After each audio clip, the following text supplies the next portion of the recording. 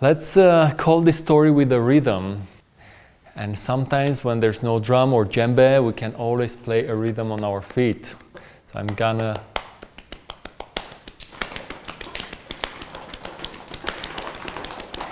just a way of transitioning and shifting, finding your own rhythm.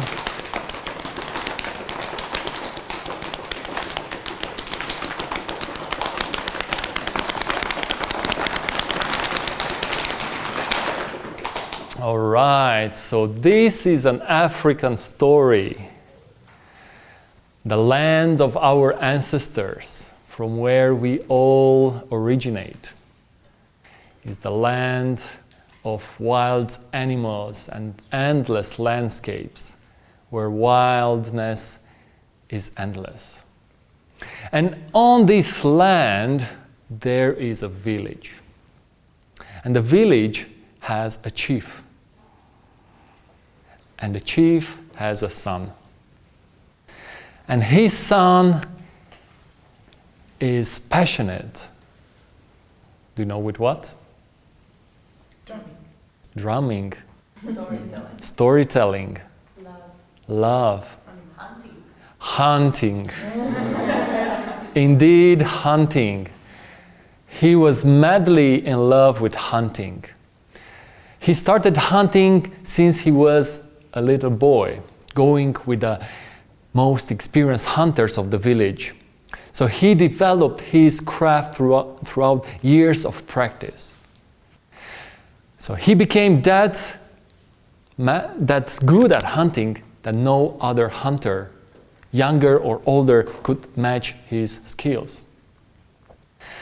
And he was going early in the morning in the wilderness to find the hardest animals to hunt and to catch.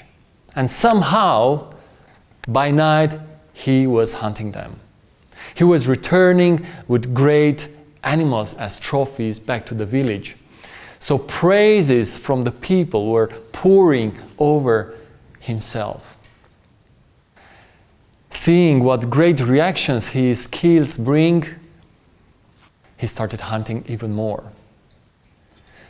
So he kind of, was on the edge between hunting for the need of the people, and hunting for pleasure. His father, because his father was the chief and he saw lots of things throughout the years, he sensed that his son is on the edge. So one of the days, he called him, "Son, come over here under the shade of this beautiful tree and let's have a talk like father and son. Son, I see how you love hunting. I see how you're excellent with your skills. But I'm afraid that you are crossing a dangerous threshold. Hunting for pleasure, hunting just for the sake of praises, for the sake of fame, is not a healthy thing. And you should stop doing that. Just hunt what is needed. Hunt what the elders need and nothing more." "Oh, old man, what do you know about hunting? Are you envy on me for being that successful? And sorry for yourself for being older and unable to hunt like you used to be in your youth? Just let me do my own things, because I know what I'm doing. And see all these people, they praise me and they wait for my stories when I return from the hunt." And then he left. His father stood there with a bitter heart, seeing how his son is drifting away the right path. So there was trouble in the father's heart, but not only there. There was trouble in the animal world as well. So many animals were dying because the pleasure of this hunter was endless. So after a while, the animals of that area gathered in council. All animals gathered and started talking. There is a problem.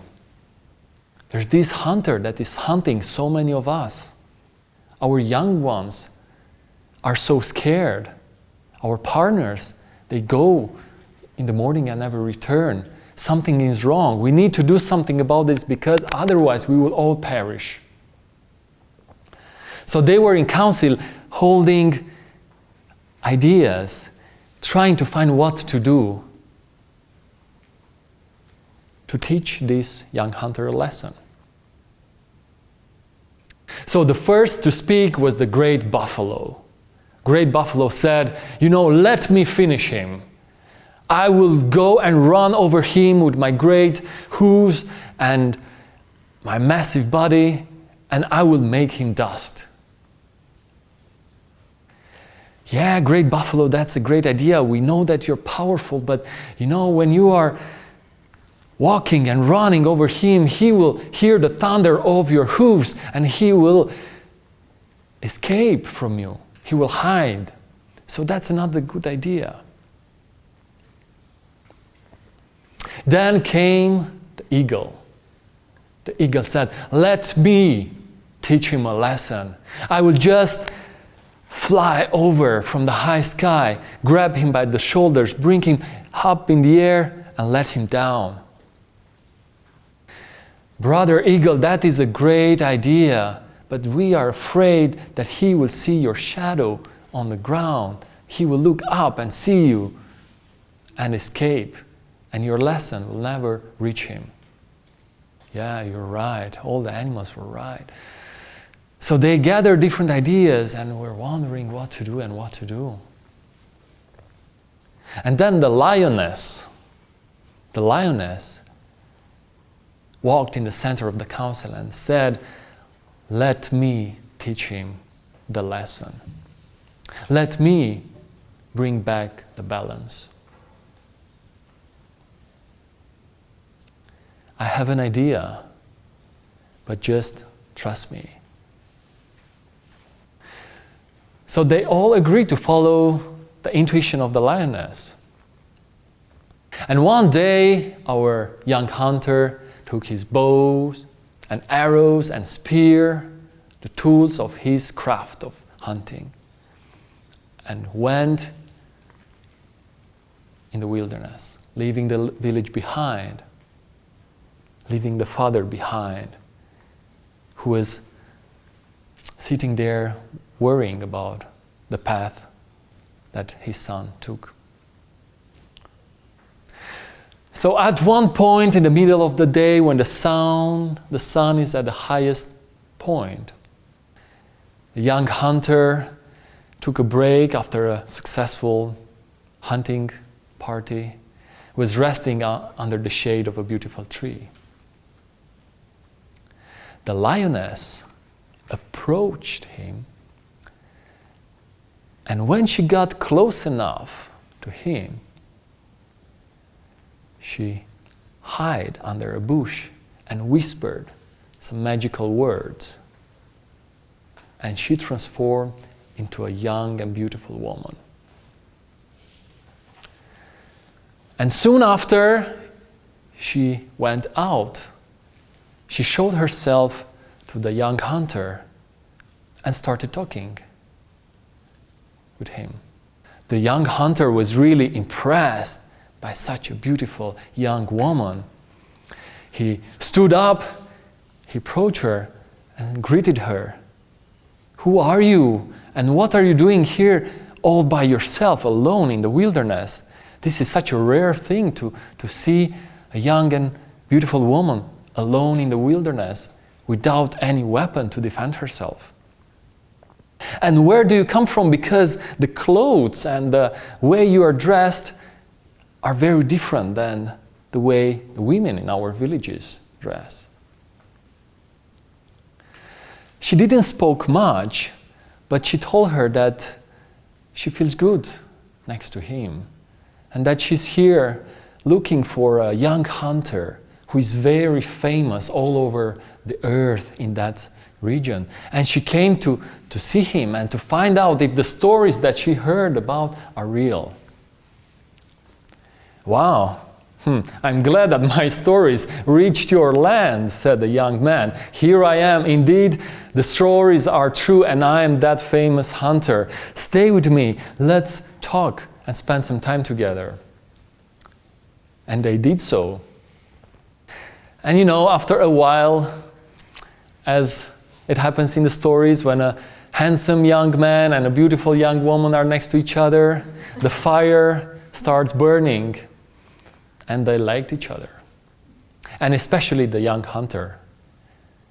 She felt so madly in love. And he said, well, I feel that my heart is pumping love into my whole body. A love that is coming from you. Would you like to be my wife?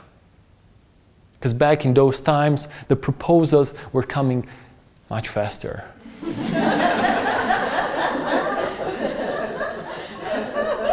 Yeah. Not waiting for 5 or 7 years, because back in those times life was shorter. So the young woman was interested in the proposal, and she said, well, you made me interested, but before giving you an answer, you need to see my family, and you need to ask for permission from my father and mother. This is how is the tradition in the part of the world. Well, if that's the case, said the young man, then you also should come and greet my family. And now that you will know my family and I will know yours, we could get married. That was a good deal. And since the village of the young hunter was closer, they went there. So they arrived in the village, and the first thing that the young hunter did was to bring the young woman to his father to introduce her. Father, this is the beautiful woman that appeared out of nowhere, and my heart is melting for her, and I would like to take her as wife. Would you allow me? What do you think about this? Well, the father was a bit more experienced, you know. He kind of heard these kind of stories, so he started investigating the young woman. Where are you from, and what is your past, and why are you here all by yourself? Because this felt kind of unusual. And also your clothes look so differently. I traveled so far on these lands, but I never seen these customs. But seeing how stubborn his son was and how blinded he was by the love he carried for this woman, he could not say no. So they spent the night in the village. They slept very happily. But the father was struggling within, boiling, knowing that something is not right here. Something in his gut was telling that something is not right. The morning came. The two young lovers stood up and were getting ready to leave the village. The father was troubled and said, stay a few more days. But the young one was so eager to get married, and he said, no, we need to go now. We need to make the wedding now, so we need to leave to meet her family. So they were about to leave the village. The young hunter, of course, he took with him the bows and arrows and the spear, his never-missing companions. But as they were getting ready to leave the village, the young woman said, well, my beloved hunter, you cannot come to meet my family with your weapons. This is against the law. How can you meet someone carrying weapons with you? You need to leave them here in the village and go together, empty as we are, being guided by our love. So the young hunter didn't want to miss the chance. So he did what the young woman wanted. He left the bow and arrows and the spear there in the village, close to his father's house and left proudly with a young, beautiful woman. The road was long, and he was asking, so where's the village? How far we have to walk? We already walked half of the day. Yes, a little longer, said the beautiful woman. At one point, after a while, they said, okay, let's rest here, said the young woman, under the shade of this beautiful tree. Yes, that's a good idea, said the young hunter. So they sat down, they rested. And the young woman said at one point, well, if you excuse me for a few moments, I need to go and do something. Will you allow me to go? Yes, your wish is open for me. So go and do what you need to do. So she went behind a bush. She did her magic until she transformed herself into the lioness that she was. So once she became a lioness, the rawness, the wildness, the fierceness of the lioness took over her, got out of the bush, and in a split of the second, she jumped on the young hunter. And she taught him the lesson that he needed to learn. No one knows about that hunter. But one thing we know, that up to this day, the father of the hunter is waiting at the door of the house, looking far in the horizon, waiting for his son to return.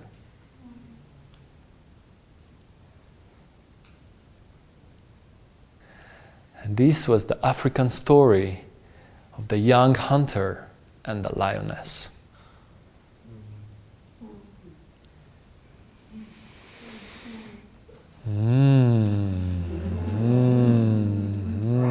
Roar. Yes. African stories, they bring us in places, in landscapes where our ancestors called them home.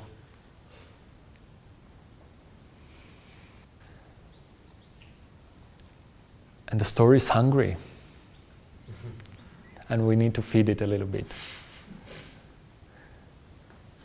So let's feed a little bit the story with some words or images or expressions. Harmony and balance. Harmony and balance. Lust. Lust. Like lust. Lust. Yeah. Lust. L-U-S-T. Mm-hmm. Ego. Ego. Mm-hmm. Your soul will find you. Your soul will find you. Maybe some images from the story, some moments from the story that touched you, that stayed with you. The jumping of the lioness.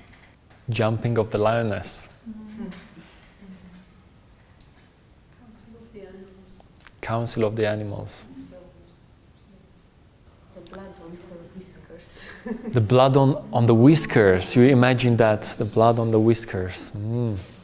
The father's feeling, the inner feeling, the instinct Mm-hmm. that something is not going well here. Mm-hmm. Father instinct, something is not going well. Yes, allowing his son to follow his road and meeting his destiny. Yet allowing the son to follow his path. Dropping the weapons and following love. Dropping the weapons and following love. Surrendering. All right, so we see again so many elements of the stories reach so differently. And we can weave the story in so many different ways. And the way we want to invite you to work with the story is to spend some time with the story, yourselves, and a question. And the question is,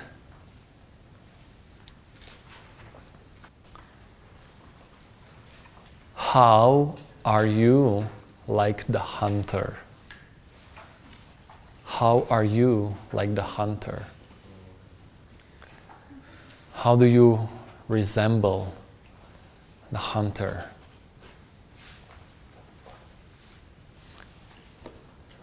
What does the hunter journey tell something about you?